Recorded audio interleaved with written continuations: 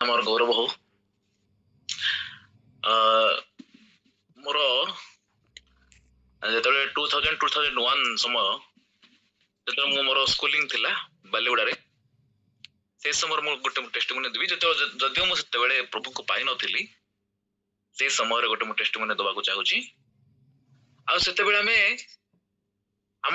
brain ଆମର ଏମିତି wash କରାଯାଇଥାଏ କି କେବଳ ପ୍ରଭୁଙ୍କ ଏଗନେଷ୍ଟରେ ହିଁ ସବୁବେଳେ ସମସ୍ତେ କଥା କହନ୍ତି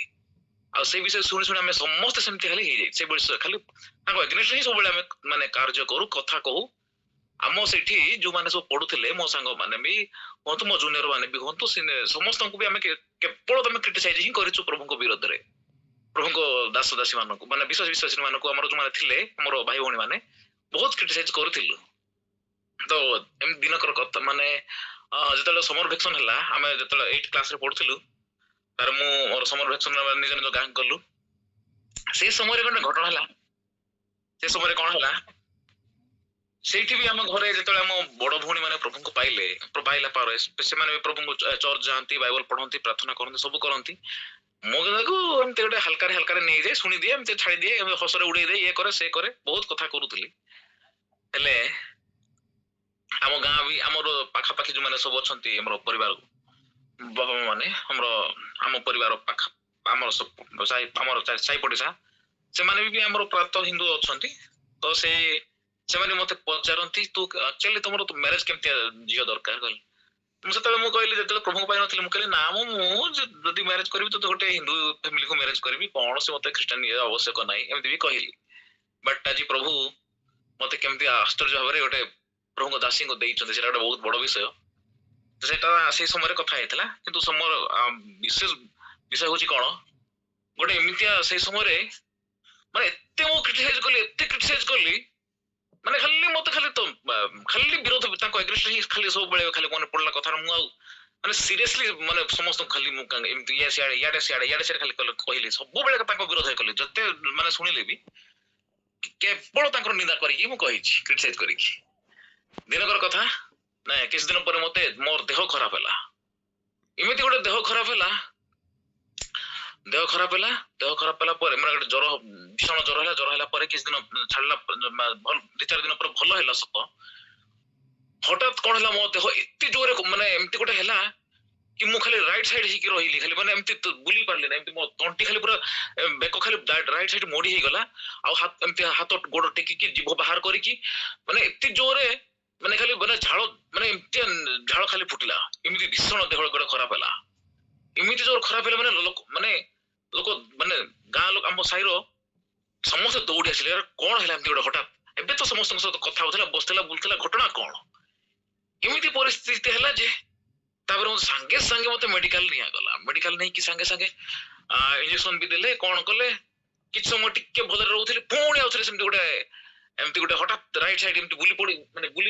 ତଣ୍ଟିଟା ବୁଲି ବେକଟା ଏମିତି ମୋଡି ଯାଉଥିଲା ତାପରେ ହାତ ଗୋଡ ଟେକିକି ଏମିତି କେମିତି ଗୋଟେ ପୁରା ଜିଭ ଲମ୍ବେଇକି ଏମିତି ହଉଥିଲି ବୋଲି ଏବେ ମୁଁ ମନେ ପଡିଲେ ମତେ ସେଟା ଭାବୁଛି ମୁଁ ସେ କଥା ଏବେ ମନେ ପଡେ ସେ କଥା ସେଇ ସମୟକୁ ମୁଁ ଜାଣିଛି କେମିତି ପରିସ୍ଥିତି ମୋର ହେଇଥିବ ଏମିତି ହେଲା ତାପରେ ସେଦିନ ଭୀଷଣ ବି ପରେ ବର୍ଷା ବି ହେଲା ମତେ ମାନେ ଆଶା ବି ଛାଡି ଦେଇଥିଲେ କଣ ଇଏ କାଲି ଭିତରେ ବଞ୍ଚିବ ନା ନାଇଁ ଏମିତି ଅବସ୍ଥା ମୋର ହେଇଥିଲା ତାପରେ ଆଉ ମତେ ସନ୍ଧ୍ୟା ବେଳକୁ ମତେ ଘରକୁ ଅଣାଗଲା ଯେତିକି ଯେ ଆମର ସେ କ୍ଲିନିକ ଯିଏ ଥିଲେ ଆମର କ୍ଲିନିକ ଡକ୍ଟର ଯିଏ ଥିଲେ ସେ ଯାହା ଯେତିକି ଟ୍ରିଟମେଣ୍ଟ ତାଙ୍କର ସେ କଲେ ଇଞ୍ଜେକ୍ସନ ଦେଲେ ୟା ଯାହା କଲେ କିନ୍ତୁ କିଛି ଫଳ ଦେଲାନି କିଛି ବି ହେଲାନି ତାପରେ ମତେ ସମସ୍ତେ ଘରକୁ ଆଣିଲେ ଘରେ ମତେ ଶୋଇଦେଲା ପରେ ଆଉ ବହୁତ ସମୟ ମୁଁ ସେମିତି ରହିଲି ସେତେବେଳେ ଅବଶ୍ୟ ଚୁପଚାପ ରହିଲି ଟିକେ ଭଲ ଥିଲି ତାପରେ କଣ ହେଲା ଆଉ ଆମ ଦିଦି ମାନେ ସେତେବେଳକୁ ବହୁତ ସେମାନେ ବି ଅସ୍ତବ୍ୟସ୍ତ ହେଲେ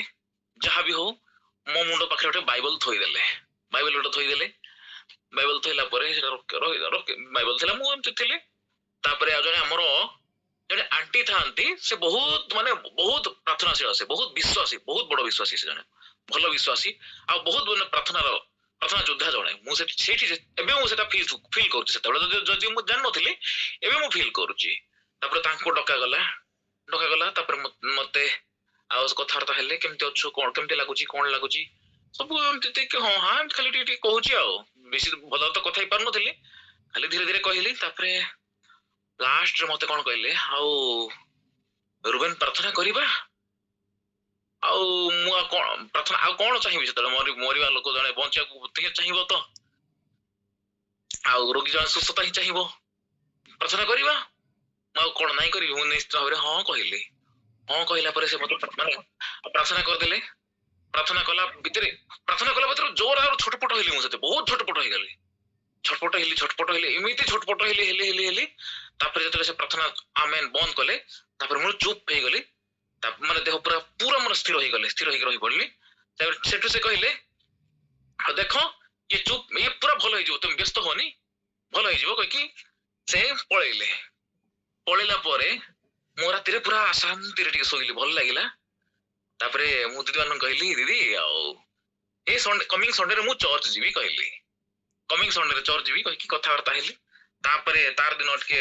ମେଡିକାଲ ତାପରେ ତାର ଦିନ ସକାଳ ପାଇଲା ବେଳକୁ ଦେଖେଇଲେ କେମିତି ଭଲ ଅଛି ନା ହଁ ଭଲ ଅଛି